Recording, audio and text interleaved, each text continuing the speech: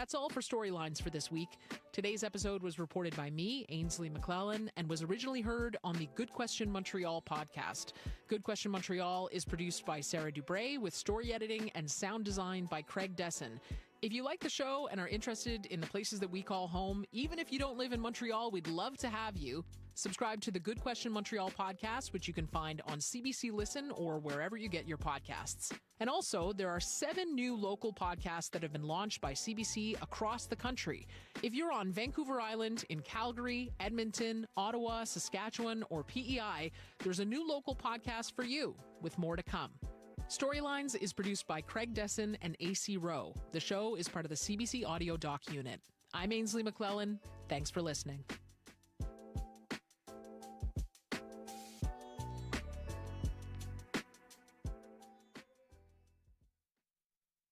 This is CBC Radio 1, 990 AM, 89.3 FM in Winnipeg.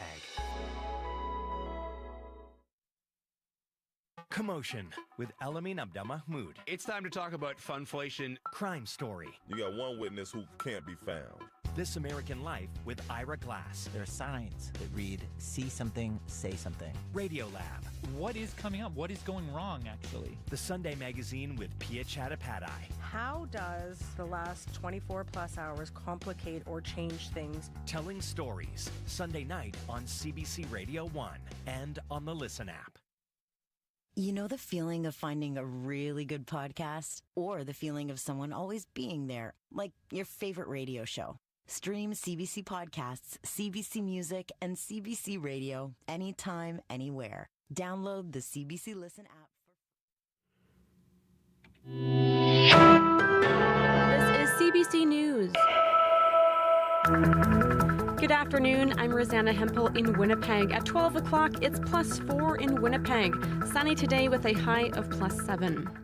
The future of some new schools promised by the former Progressive Conservative government is unclear. The CBC's Ian Fraze explains. Yesterday's provincial budget includes money to build 2 new schools in Winnipeg, one in Sage Creek, the other in West Kildonan.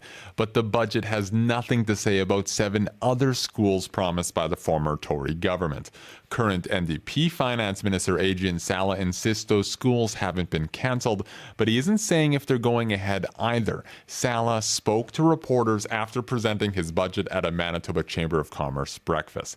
He says the province is reviewing the need for future schools. Last year, the PCs promised to build 9 new schools by 2027. Those are 5 English language schools in Winnipeg, a K-12 French language school, another school in Brandon, and vocational high schools in the Beautiful Plains and Seine River divisions. Ian Fraze, CBC News, Winnipeg. The chief of Wasagamak First Nation says the entire community is excited about the province committing to an airport for the remote community. Chief Walter Harper says he and other band members were asked to be at the legislature yesterday for the budget. He was told the province is committed to building the airport, which can only be reached by helicopter or water. Harper's mother was one of 3 killed in 1998 when the helicopter they were in crashed just after takeoff. He says knowing it will be built is emotional for him. I was thinking about my mom and her best friend, and I'm saying to myself, look, I did it. This is what the community needed. Harper says an airport was promised 60 years ago, but it never happened. He estimates the new one will cost $70 million. Harper says the province told him there will be a formal announcement in the community in May. The federal government is rolling out another pre-budget spending initiative. This one is a new housing measure called Canada Builds. Prime Minister Justin Trudeau says it will pave the way for more rental housing through partnerships between Ottawa, the provinces, and the municipalities. Canada Builds is going to turbocharge affordable apartment construction in partnership with provinces and territories. It'll provide low-cost loans, help speed up development, and build projects at the scale necessary to meet the urgent needs of Canadians. The new undertaking will be supported by the Federal Apartment Construction Loan Program. It's getting a $15 billion top-up with a goal to build a minimum of 30,000 new units. Manitobans who need fertility treatments to start a family are getting some help from the province. At this hour, the province is announcing it will double the fertility treatment tax credit. Premier Wab Kinew says in the past, if you spend $20,000 on IVF treatments, you can get $8,000 back in a tax credit.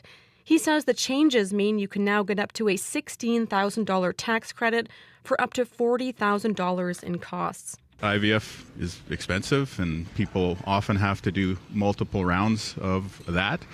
And, our perspective, what we want to do is we want to say that the decision to start a new family should be based on what's in your heart, not what's in your bank account. Kinew says he believes increasing the tax credit will have a positive impact on people who want to start a family. A 23-year-old man has died after being hit by a vehicle in God's Lake Narrows. RCMP were called to the community last Thursday night around 10. They say a commercial water truck was heading south when it hit the man who was lying on the road. The driver, a woman from the community, immediately called police. Former Conservative leader Aaron O'Toole says foreign election interference cost him the party's leadership. O'Toole was testifying before the public inquiry into foreign interference. Karina Roman reports. I wish I could have a do-over. Aaron O'Toole says if he could do the 2021 election again, he would be better prepared to fight the disinformation campaigns against some Conservative Party candidate, allegedly orchestrated by China. He says that foreign interference likely cost his party between 5 and 9 seats. Not enough to change the result of the election, but enough to matter. And he says it was enough to cause him to lose the party's leadership. O'Toole says concerns his party brought to the site task force during the election were downplayed.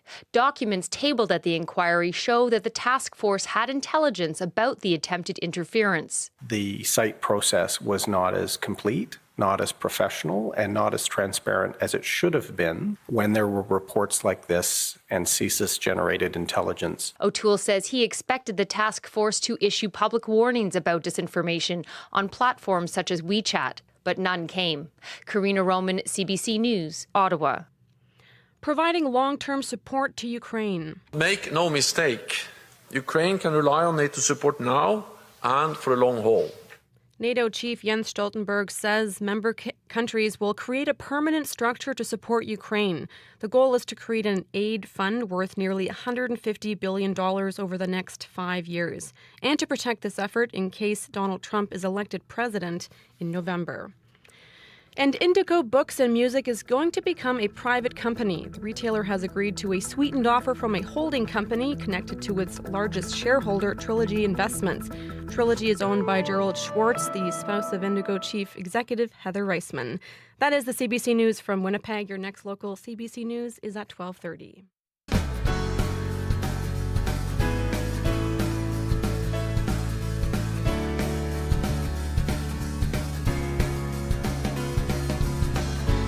Good afternoon and welcome to Radio Noon for Wednesday, April 3rd, 2024, Budget Day +1.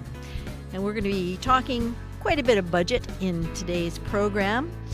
For example, the province made quite a few promises in yesterday's budget. And coming up at about 1:45, we'll hear Premier Wab Kinew explain how some of those decisions were made. And going against the grain, a company that stores and moves grain for Manitoba farmers has had its licenses lifted. We'll find out what that means for producers at 12:35. 12:15, we'll hear how Progressive Conservative MLA feels about the new provincial budget. But first up, the president of the Association of Manitoba Municipalities weighs in on the provincial budget.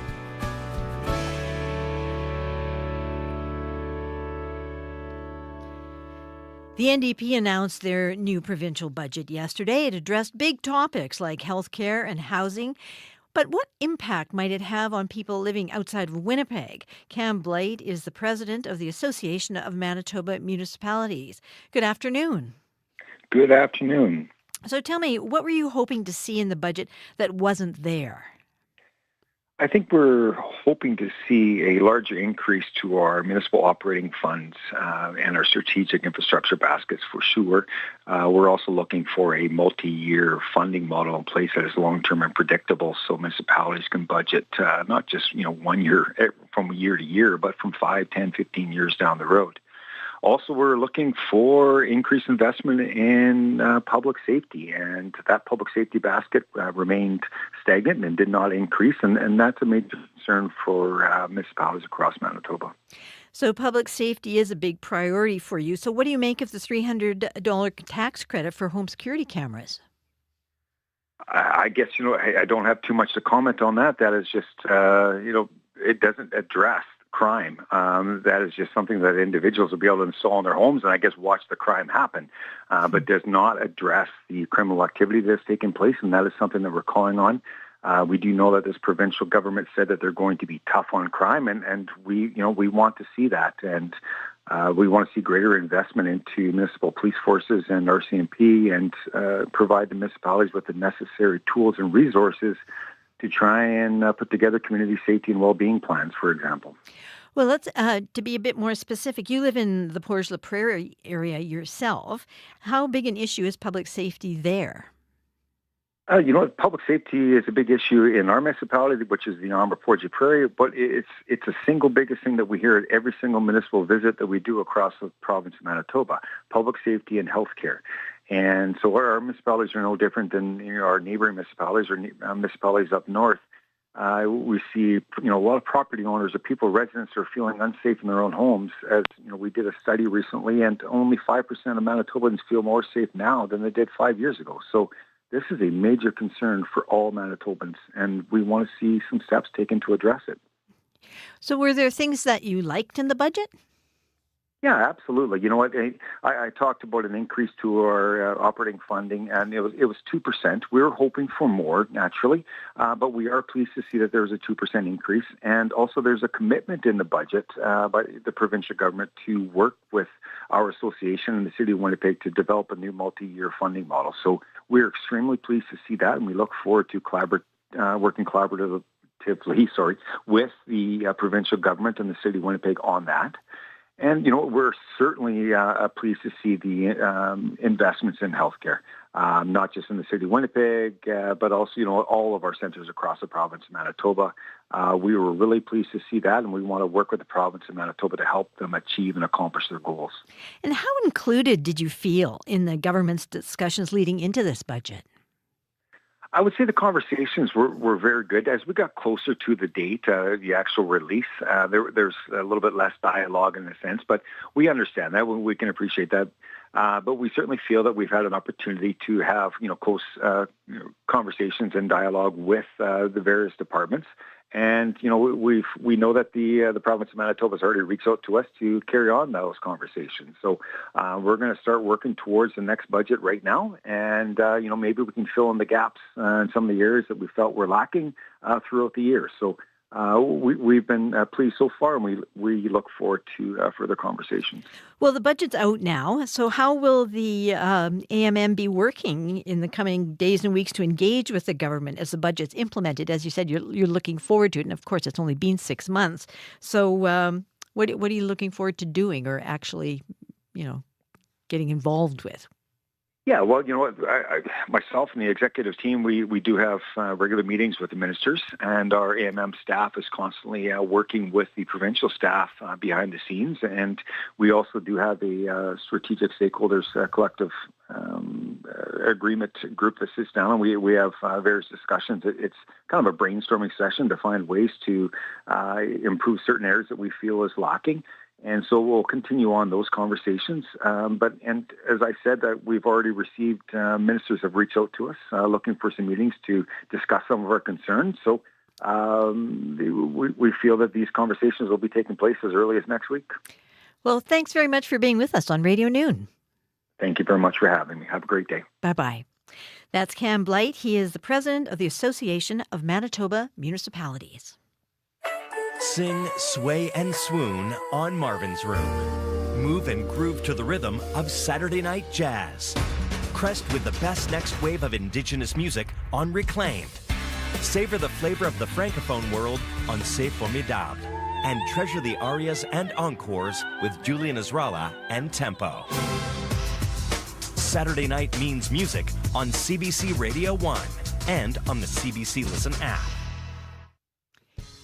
You're listening to Radio Noon on CBC Radio 1, 89.3 FM, 990 AM. I'm Laura Hughes-Stratton. Coming up later in the show, the province made a lot of promises in yesterday's budget, and we'll hear how Premier Wab Kinew will explain some of the decisions that were made. He was talking to Marcy Marcusa earlier today, and we'll run a bit of that tape for you. And if the company that stores and sells your grain loses its license, what does a producer do? We'll find out now that Ziegler Seed has had their licenses revoked. That's just after the 12:30 news. And coming right up, we'll hear how a progressive conservative MLA feels about the new provincial budget. Riley's forecast is before me, and we're above normal. We're super normal. Normal is 6. We're heading for a high temperature of 8 today. Thursday, 9. Friday, 13. And on Saturday, 14. Sunday, also 14. Oh, it's spring is here. I'm making that announcement right now. Some temperatures for you across the province. In Brandon, it's 2. Churchill's the only minus I can see in front of me. -4 in Churchill. Dauphin, 1 degree. Gimli, 2. In the Paw, it's 4. Thompson reporting 5 degrees in Thompson. And Winnipeg right now, they've got a ways to go before 8. It's saying it's only 3 with the winds out of the north-northeast at 9 kilometers per hour.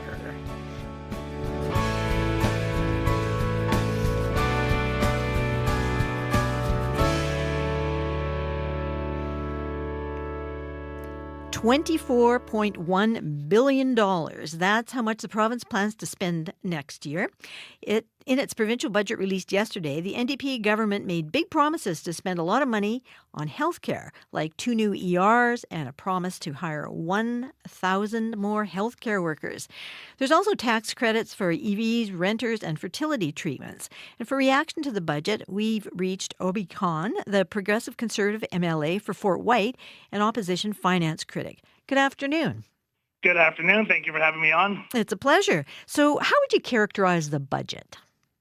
It depends on how much time you have. But in a nutshell, I would say there was absolutely no balance in this budget.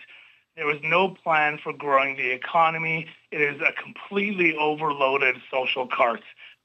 This premier talked about, the economic horse pulling the social cart. But this budget is really downgraded to, a donkey pulling an overloaded social cart. And Manitobans should be really concerned about that. Social programming is very much needed in this province, but there has to be a balanced approach, and this premier and government did not do that at all. So can you get a little more specific? What are your greatest concerns with the budget? Well, where do you want to start? If we look at simple borrowing, you let off at $24.4 billion as this budget. They're borrowing $3.8 billion for refinancing, $6.2 billion in planned borrowing for 24-25. This education property rebate of $1,500 is actually going to cost, it's going to take $148 million out of Manitobans' pockets. This is an increase across the board. This NDP government has already increased the education taxes on property, and now with this rebate that they're playing with smoke and mirrors of this $1,500 rebate, the reality is when you look at the numbers, and this is reported widely, that an average house in Winnipeg, about $350,000 and above, is going to be paying more in taxes. They can sugarcoat this all they want with a $1,500 rebate, but when you look at the numbers, you look at the mill rate, you look at the fact that education taxes are going up, Manitobans will be paying more money in taxes, plain and simple. Well, speaking of looking at the budget, the deficit for this next year is pegged at $796 million. That's up $433 million from the projection for 2023-24. The NDP is blaming your government for that discrepancy. What's your response to that? Yeah, that's, again, more smoke and mirrors by this NDP government and its Minister of Finance. When they talk about a $1.9 billion deficit, well, let's actually break those numbers down if we have a few minutes. We can talk about, they say that the contracts weren't accounted for in the budget. In reality, there was $521 million accounted for. So let's take that off the 1.9, we're down to 1.4. You have Manitoba Hydro's revenue are $640 million down. You can't do anything about that. No one controls the weather, not even the NDP. not even the PC government, and I don't think you guys. So we're down $640 million. So let's take that off the total. This fuel tax revenue, I mean, that's another $100 million less. And the federal transfer payments were down $200 million. You add that all up, you're looking at about $1.4 billion. So, you take 1.4 away from 1.9, really, it's a $500 million deficit, which is what we have in our budget in 23-24. So, when they want to blame this, it's the previous government. It's not. It's smoke and mirrors. The numbers don't lie. The reality is when this premier gets out there and talks about this education property rebate, putting more money in the homes of Manitobans, it's not. It's costing Manitobans $148 million. This deficit of 1.9 is not real. It's 400 to 500 at most. And let's not forget either, this NDP government was in power for half of this fiscal year. So they want to blame the $1.9 billion on the previous PC government. Well, they were in power for Q3 and Q4 of this last budget. So, well, of course, you're looking at it from a fairly expert point of view as the finance critic. But what are you hearing from constituents since the budget came down? It hasn't been long, of course, but are you getting any feedback from your constituents?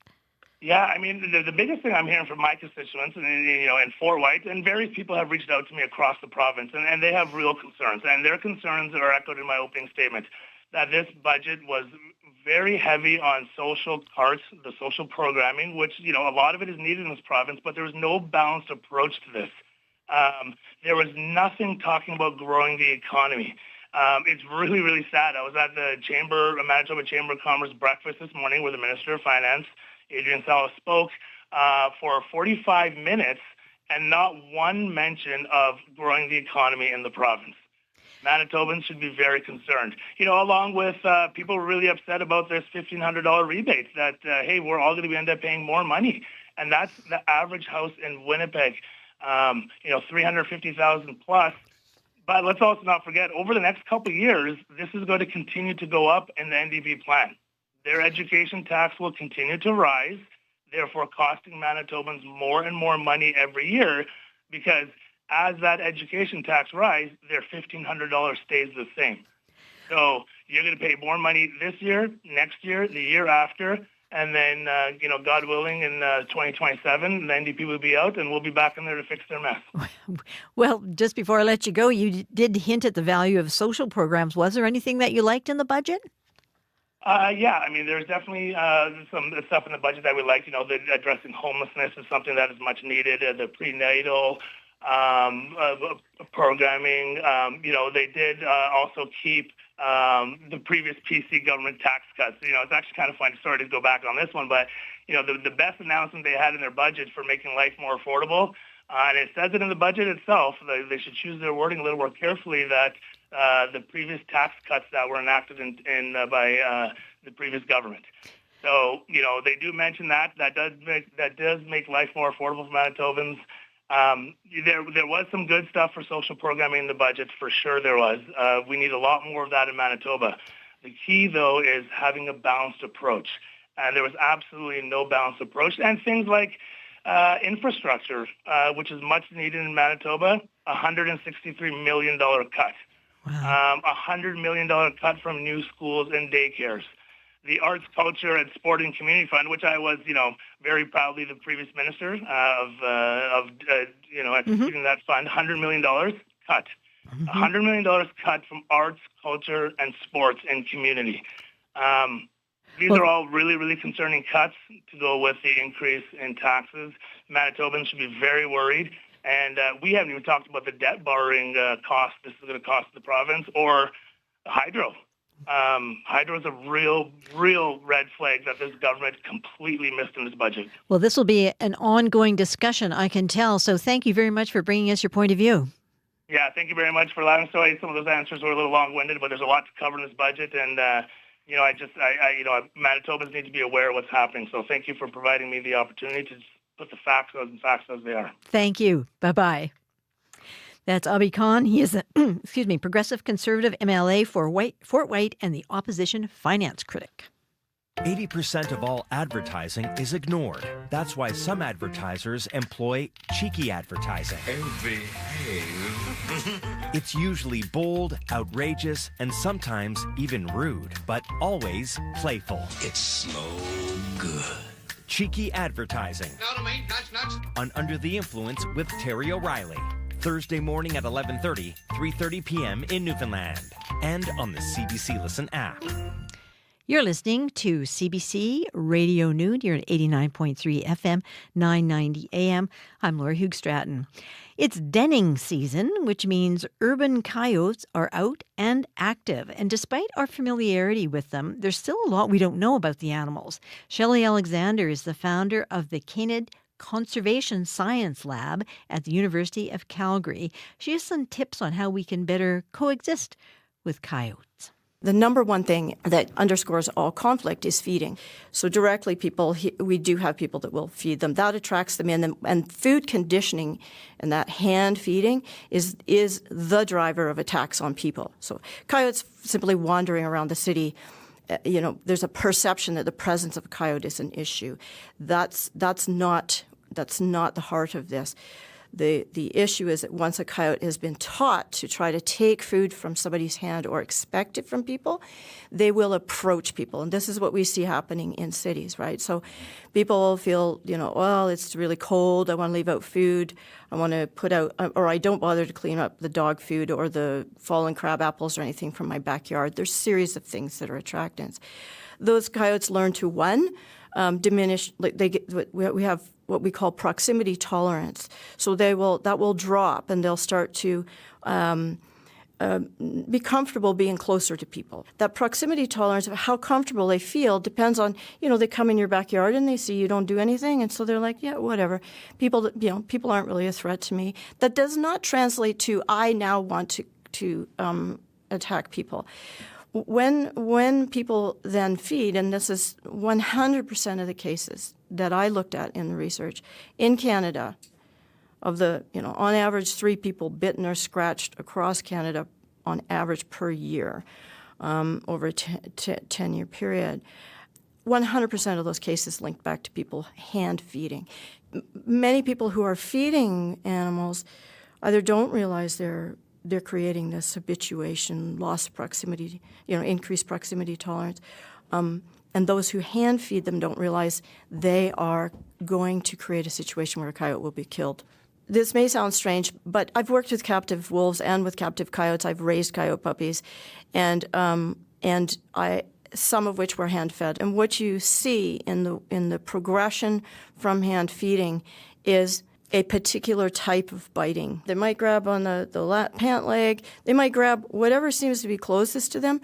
If they wanted to bite to consume, they just bite. They bite. But what happens is they have slight bite inhibition, pullback, and then you'll get this type of bite that you can see. And when I look, because usually the media will post the images of people's bites, you can see that animal was actually soliciting and then bit. Shelley Alexander is the founder of the Canid Conservation Science Lab at the University of Calgary. And you can hear more from her on the CBC podcast, This is Calgary. You can find it on CBC Listen or wherever you get your podcasts. So there's some information about how coyotes bite. They more like dogs, sort of they give you a little warning. But still, I don't know. I like a little distance. And they can hold up a sign or something like that and give me time to get away. You're listening to CBC Radio Noon. It's been much more than 40 days since the Waylon Jennings released their debut album. In fact, it's been nearly 20 years. Amazing. Off their debut album, 40 Days. This is Winnipeg's Waylon Jennings with Beautiful Dawn.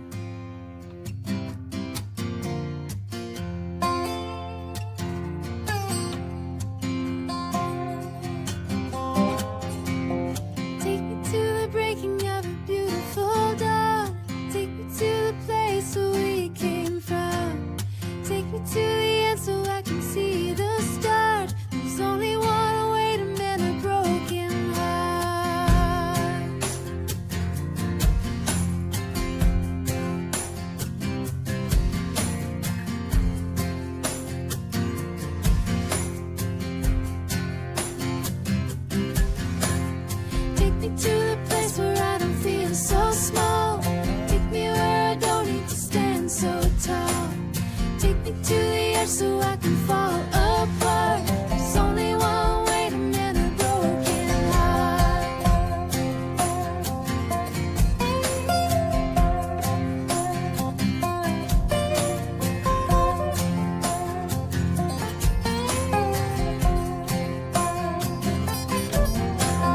Take me where love is not for sale. Take me where our hearts are not so frail. Take me where the fire still owns its spark. There's only one way to mend a broken heart. Teach me how to see when I close my eyes. Teach me to forgive and to apologize. Show me how to love in the darkest dark. There's only one way to mend a broken heart.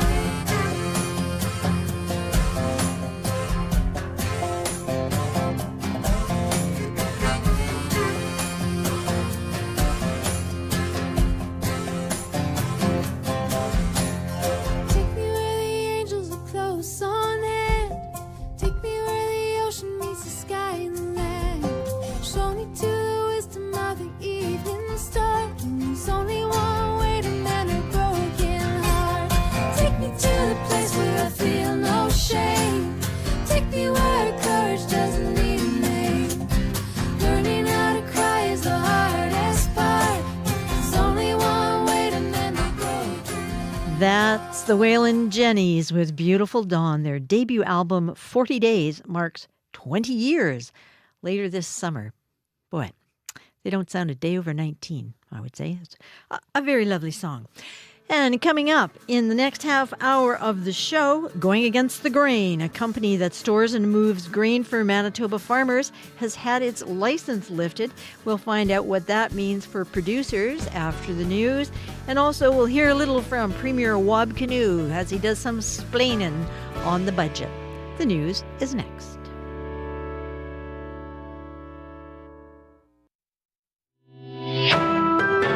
This is CBC News. Good afternoon. I'm Rosanna Hempel in Winnipeg. At 12:30, it's +6 in Winnipeg. Sunny today with a high of +7. The future of 7 new schools promised by the former Tory government is up in the air. The provincial budget includes money to build 2 new schools in Winnipeg, in Sage Creek and West Kildonan. There is no mention of the other schools. Finance Minister Adrian Sala insists they haven't been cancelled. We know there are other needs across the province. We're starting out responsibly. Again, the last government made a lot of big promises that they had no plan to pay for. We're not doing that. We're approaching this in a very measured way. And these 2 schools are I think, going to provide great support to families in our communities. Last year, the former Conservative government promised to build 9 schools by 2027, 5 English language schools in Winnipeg, a K-12 French language school, a school in Brandon, and vocational high schools in the Beautiful Plains and Seine River divisions. It's something people living in Wasagamak have been waiting decades for. The provincial budget says it has set aside money for the Wasagamak Airport and Northern Airport Strategy developments. Chief Walter Harper says the community was promised an airport 60 years ago, and it never happened. The community is only accessible by helicopter or water. Harper's own mother was one of 3 people killed in a helicopter crash in 1998. He's relieved the airport is finally happening. Everybody is excited. Even I was excited. Even today, I'm very, very excited because going back to 60 plus years, we were the most isolated. Harper says the airport project is shovel-ready and estimated to cost $70 million. He was told the province will announce details in the community in early May. The federal government's latest housing funding announcement sets aside several $billion more for its existing apartment construction loan program. Prime Minister Justin Trudeau says the $15 billion injection will help build another 30,000 apartments within the next 10 years. The government is also reforming the program to expand financing to housing for students and seniors and extend loan terms. Today's event follows yesterday's $6 billion infrastructure fund announcement to support home building. That is the CBC News from Winnipeg. Your next local CBC News is at 1:30. Thank you very much, Rosanna. You're welcome. Now, Riley Lachuk has come skipping like a spring lamb into the studio because it's so beautiful out there. I feel like we can all take a sigh of just a breath. Yes, it's nice out there. Of that outdoor air. Yeah, we're looking at fairly warm conditions, Lori, as we get into the next 7 days. I don't have a lot to talk about weather-wise across the province, but we'll get into it. Right now, Winnipeg at 5 degrees, mainly sunny sky right now. A few little clouds out there, but nothing much.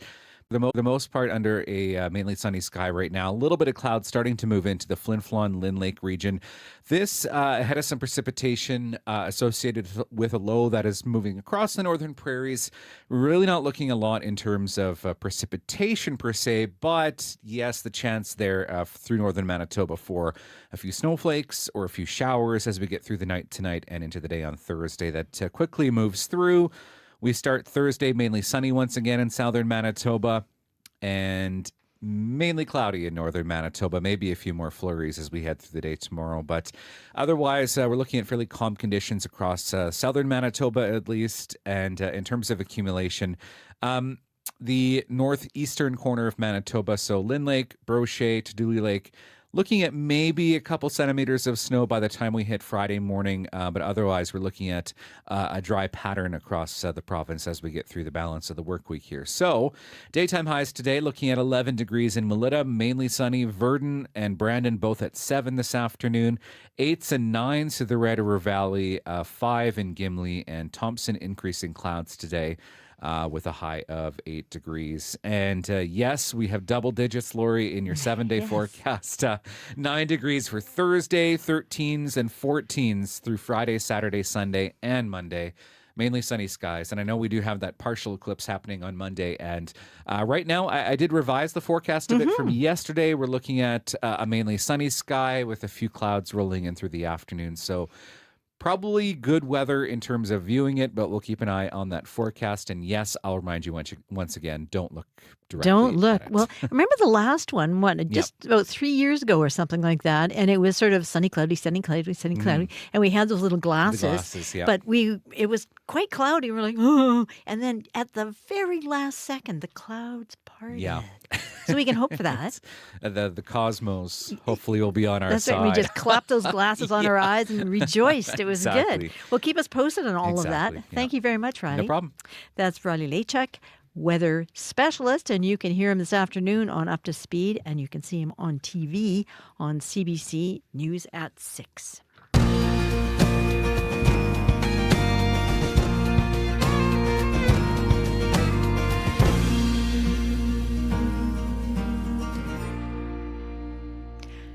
What happens when a seed company has its license revoked? A number of Manitoba farmers may be about to find out. Ziegler Seed Incorporated, a grain company that held a grain dealer license and a primary elevator license in Holland, Manitoba, has had those licenses lifted by the Canadian Grain Commission. To learn what the risks farmers are that they may be facing and what safeguards may be in place, we've reached Remy Gosselin. He is the head of communications with the Canadian Grain Commission. Good afternoon. Good afternoon. Why were Ziegler's licenses revoked? The Canada Grain Act, which is the overarching piece of legislation which governs how the grain business is conducted in Canada, requires that grain companies that purchase grain from farmers need to be licensed by the Canadian Grain Commission. And those licensed companies need to provide payment security to the Canadian Grain Commission to compensate producers in the event that they are unable or unwilling to pay farmers for their grain deliveries. So when a grain company is not able to provide the Canadian Grain Commission with security, they can no longer be licensed to buy grain from producers. So in this case, Ziegler's provided us with a security in the form of a $3 million bond. And that security was set to expire on March 31st. And because of apparent financial difficulties, Ziegler's was unable to provide us with a new security past that date. So as a result of that, we revoked Ziegler's grain dealer and primary elevator licenses effective March 25th. So what's this going to mean to Manitoba farmers right away? Well, for those who have done business with Ziegler's, it means that they need to contact us to let us know if they haven't been paid for the grain deliveries. And if that's the case, and if they're eligible for our program, then we can realize on the security that's currently being held and compensate them for their grain deliveries. For other farmers at large, what it means is that there's a player that's being removed from the market that will not be able to purchase grain from them. And were you aware, or the Canadian Grain Commission was aware, that Ziegler's might be in a position of having their licenses revoked? Well, what we can share is that, beginning in March, we started receiving a number of farmer complaints regarding slow payments. And as a result of that, we were in contact with representatives of the company. And at that time, they explained to us that they were in a financial pinch and that they were not able to renew their security with us. So we took the difficult decision of having to revoke their license to protect grain farmers in the event of bankruptcy. And how does it happen that a farmer might choose Ziegler's over another company? What's the process? There's a number of things that make producers choose grain companies to do business with. In some cases, it's because it's a grain company that's in their community and there's long-lasting relationships that are in place. And it's also market-driven. So sometimes farmers will deliver to grain companies that provide them with a best price advantage. So there's a number of reasons why grain farmers will do business with particular grain companies. And Ziegler's has been around for quite some time, particularly in Western Manitoba. They're a well-known family enterprise. So grain farmers have been doing business with them for quite some time. And how will the farmers get their money? Is there insurance, or will they be able to be paid from when Ziegler's last paid the securities up front, or how does that work? So any producer that did business with Ziegler's up until March 25th will be covered by the $3 million bond that we hold. Now, they need to be eligible to make a claim for repayment to us. That means that the delivery needs to have happened within a 90-day period retroactive to March 25th. If they deferred their checks and didn't cash their checks and that the business was done prior to that 90-day period, then they wouldn't be eligible for repayment through our program. So what we're asking producers in Manitoba to do is if they haven't been paid for their grain yet by Ziegler's, they should be contacting us so that we can start a claim process with them. How much money might various farmers be looking at? I'm sure there's a range, but what's kind of ballpark? Well, generally speaking, I mean, grain deliveries can be as small as 100 tons or much larger. So it really depends on tonnage. I'm not absolutely certain how much is outstanding to producers at this point. We're currently doing an audit on site to make sure that we have a good grasp of what kind of grain is left in their inventory, so that might be returned to producers, and also what kind of outstanding liabilities are currently where producers haven't been paid. And are they obliged to allow you on site to do audits Correct. and so on? Yes. They are. The CGC has licensed inspectors that can go on site and conduct, and also auditors that are allowed to enter premises to do that work.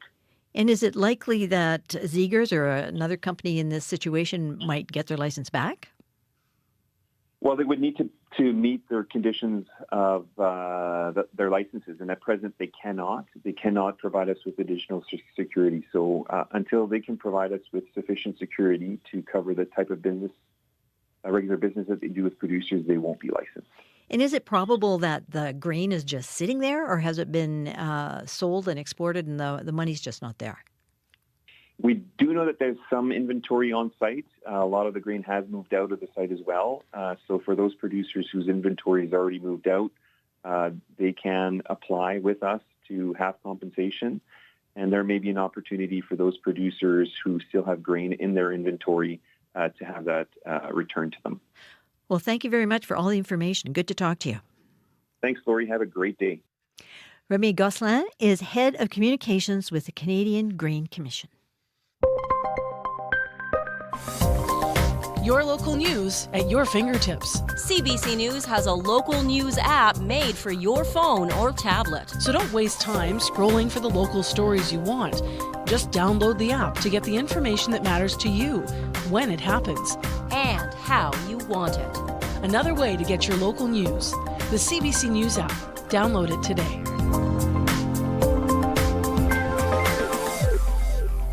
You're listening to Radio Noon. It is 16 minutes before 1 o'clock.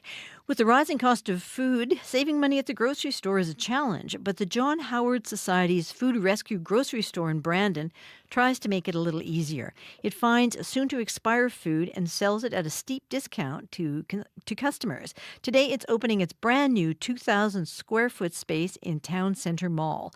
Mary Jo Welch lives in Brandon and plans to be there for the grand opening. She spoke with CBC's Marcy Marcusa about it earlier today. Like, you can get a commercial-sized bag of French fries for $3. Wow. What kind of a difference will that make in your life? It makes a huge difference because, like, one time I got a pork tenderloin roast that had been $17, and I got it for $3. You know, you can't go wrong. So it's to keep groceries out of the landfill, and also anybody in Brandon can go and use it. It helps with everybody's groceries. Yeah. Did you use their other location? Yes, I did. And this new one, we won't have to be standing out in the cold. And the old location, because it was so small, they could only let 6 people in at a time. So you'd be standing out waiting for a long time, but it was always so worth it. That's Mary Jo Welch, a happy customer of the Food Rescue grocery store in Brandon. It opened its new 2,000-square-foot food space in the Town Centre Mall today, and you can hear Mary Jo's story of her struggles as a renter in Brandon tomorrow on Information Radio. Well, we've got time for a little bit of music now, so from Jeremy Albino, this is You I'm Waiting On.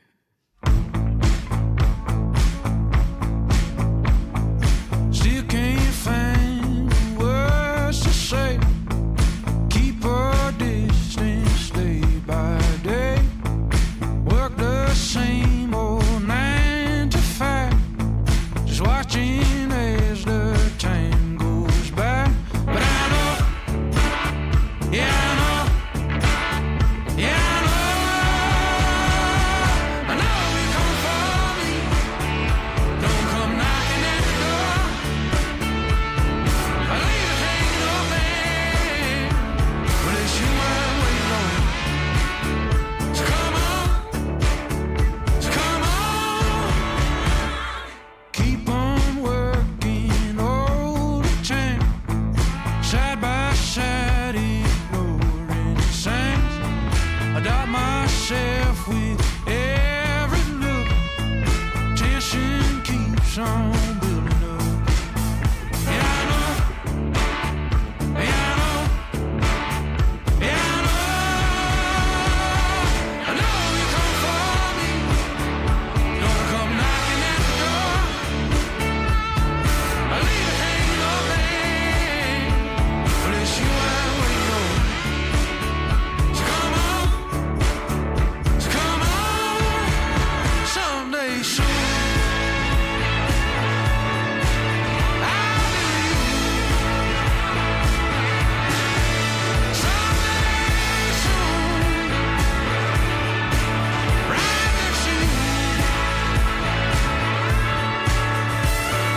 Time has gone and passed us by. I just can't let the moments die. There's only one thing left to do. Today's the day that I come to you. And I hope, yeah, I hope, yeah, I hope. I hope you come for me. Don't come knocking at the door. I leave it hanging open, but it's you I'm waiting on. So come on, someday soon. I'll be you.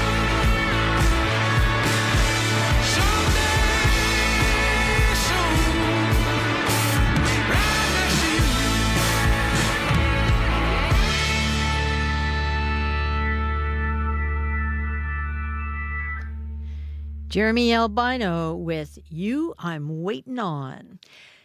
You're listening to Radio Noon. It's 12 minutes before 1 o'clock.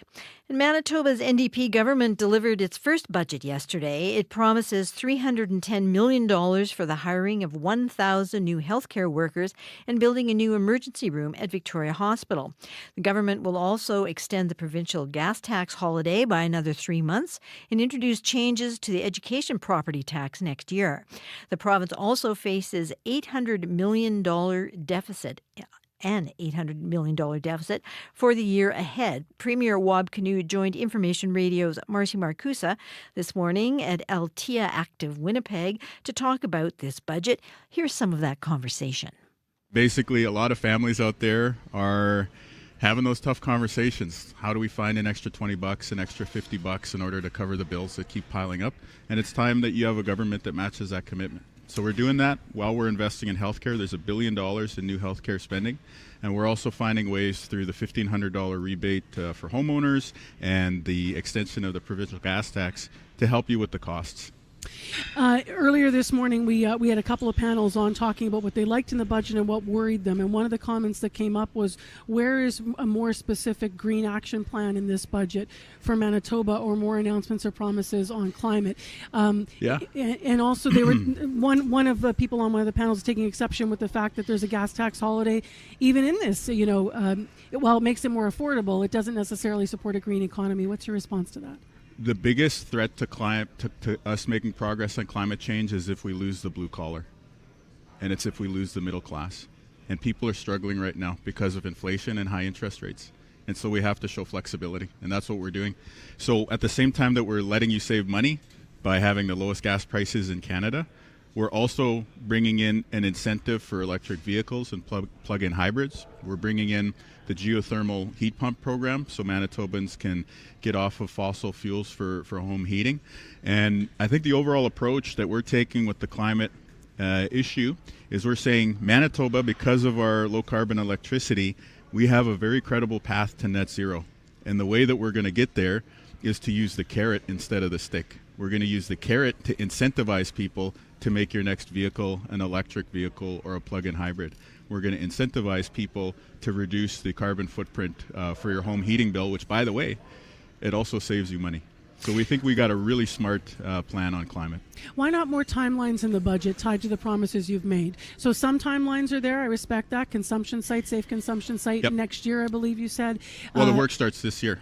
Because there's extensive consultation required to figure out the location, who's going to run it, how do we make sure that there's a healthcare services. So the work actually starts today. Okay. But it's going to take a year before we can open doors. And Victoria Hospital had a timeline on it as well, I believe within 2 years, and that's what you said during the campaign. Yeah, that's right.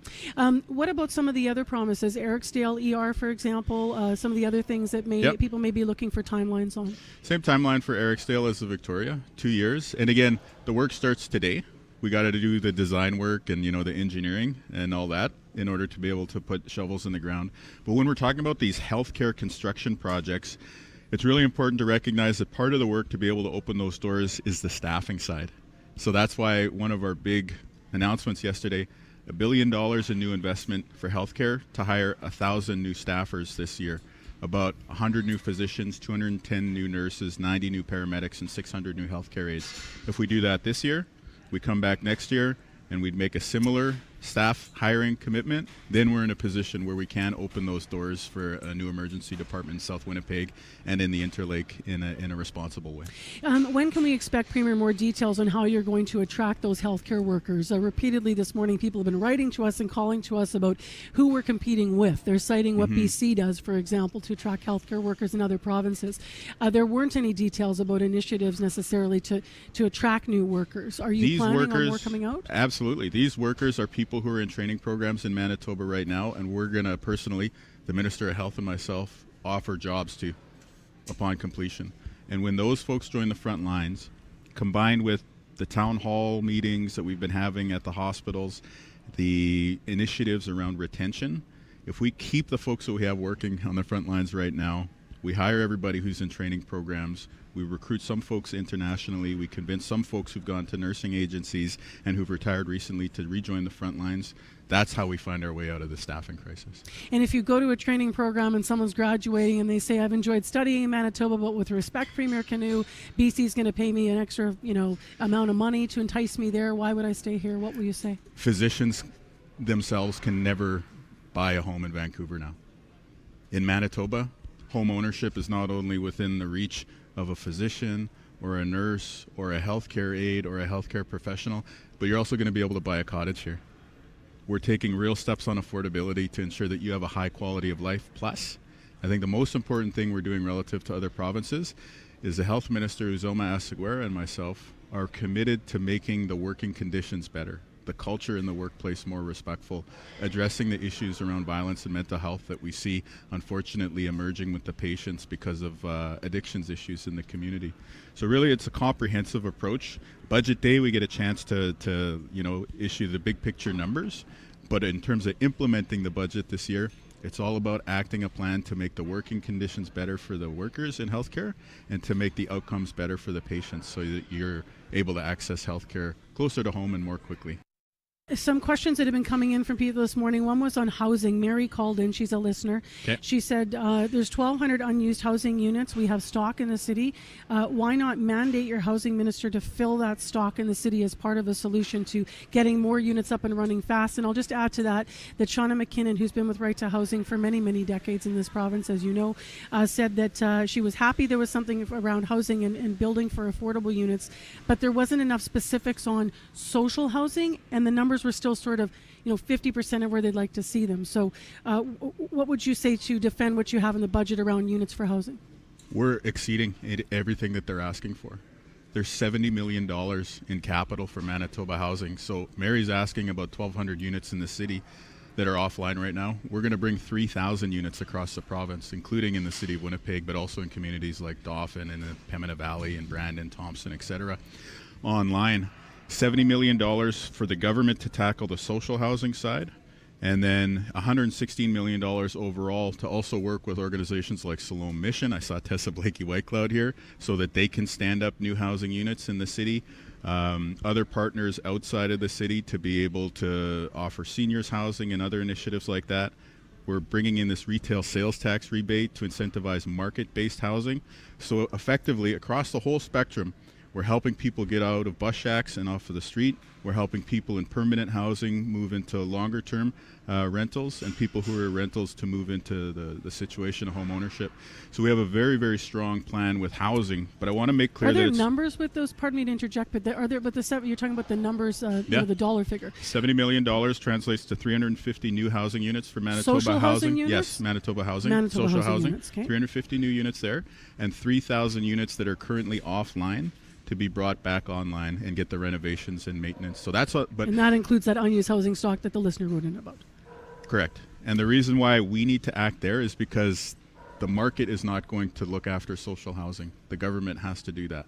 But where we can work with the market, meaning work with the private sector landlords or work with the not-for-profits and other folks like that, are on the next stages of housing. Once people get off the street, they get into Manitoba housing, they show that they can be a good tenant, then we're going to be there with rent supplements, rent guarantees, and basically a whole ladder to move people up the housing spectrum towards home ownership. That was Premier Wab Kinew speaking with Marcy Marcusa this morning. Maybe you caught some of that show. They were at the Altea Active Winnipeg, where all these people were huffing and puffing and scampering around and doing exercises. And in the middle of it all, information radio with all the guests, with producer Corey Funk appearing every so often to demo equipment, giant medicine balls and things like that. Very active. And of course, also yesterday, Up to Speed was in the rotunda at the legislative buildings to bring you the budget as it came down. And later on Up to Speed, we'll learn about a new small-scale music venue that's opening in Winnipeg and how it marks a special first for the Winnipeg music scene. Here on Radio Noon, there's nobody lifting medicine balls, running around, echoing chambers of any kind. It's calm, cool, collected, but it's warm outside, so get out and enjoy the day, and I'll talk to you again soon. Bye-bye.